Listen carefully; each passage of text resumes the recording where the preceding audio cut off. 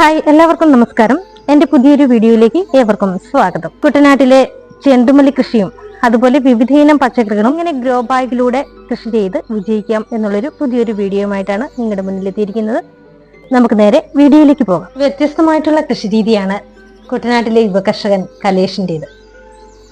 നമ്മളൊക്കെ നമ്മുടെ പരിസരമൊക്കെ അടിച്ചു വാരിയിട്ട് ആ കരിയില കത്തിക്കാറാണ് പതിവ്. എങ്കിൽ ഇനി മുതൽ ആരും അങ്ങനെ ചെയ്യരുത്. നമ്മുടെ കൃഷിക്ക് ഏറ്റവും വേണ്ടപ്പെട്ട ഒരു വളമാണ് കരിയില. അതുപോലെ ആര്യവേപ്പിൻ്റെ ഇല, കൊന്നയില ഇവയൊക്കെ അടിവളമായിട്ട് ഉപയോഗിക്കാം. പ്രോട്ടീൻ മിശ്രിതം, ചാണകപ്പൊടി, കോഴിക്കാഷ്ടം ഇതൊക്കെയാണ് അദ്ദേഹം കൃഷിക്കായിട്ട് ഉപയോഗിക്കുന്നത്. അതുപോലെ തന്നെ തൈകൾ നടുന്നതിന് ഒരു പ്രത്യേക രീതിയാണ്.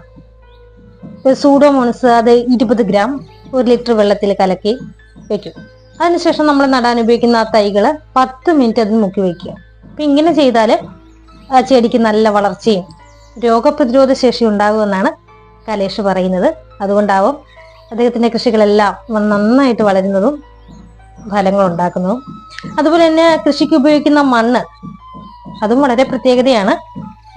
മണ്ണെടുക്കുമ്പോൾ നമ്മളൊരു കൃഷി കഴിഞ്ഞിട്ട് വികസിക്കുന്ന ആ മണ്ണുണ്ടല്ലോ, അത് കക്കാപ്പൊടിയായിട്ടും ഒന്ന് കുഴച്ച് 15 ദിവസം മൂടി വെക്കണം. 15 ദിവസത്തിന് ശേഷം അത് നന്നായിട്ടൊന്ന് മിക്സ് ചെയ്തിട്ട് അതിലേക്കാണ് നമ്മൾ തൈകൾ നടുന്നത്. അപ്പം ഇങ്ങനെ ചെയ്യുമ്പോൾ ആ മണ്ണിനകത്ത് ഒരുപാട് വിരകളൊക്കെ കാണും.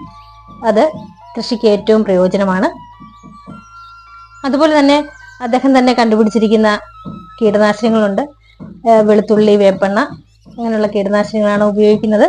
കൃഷിക്ക് ഏറ്റവും ഫലപ്രദമാണ്. വിഷമയമില്ലാത്ത പച്ചക്കറികൾ നമ്മളിലേക്ക് എത്തിക്കുക എന്ന നല്ലൊരു ഉദ്ദേശമാണ്.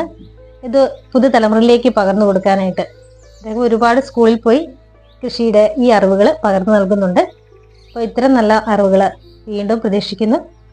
എല്ലാവിധ ആശംസകളും കലേഷിന് നേരുന്നു. അപ്പോൾ എൻ്റെ വീഡിയോ എല്ലാവർക്കും ഇഷ്ടപ്പെട്ടെങ്കിൽ ലൈക്ക് ചെയ്യുക, ഷെയർ ചെയ്യാൻ മറക്കരുത്. പുതുതലമുറയ്ക്ക് പ്രയോജനകരമായ പുതിയൊരു വീഡിയോയുമായി വീണ്ടും എത്തുന്നതായിരിക്കും. Okay, by.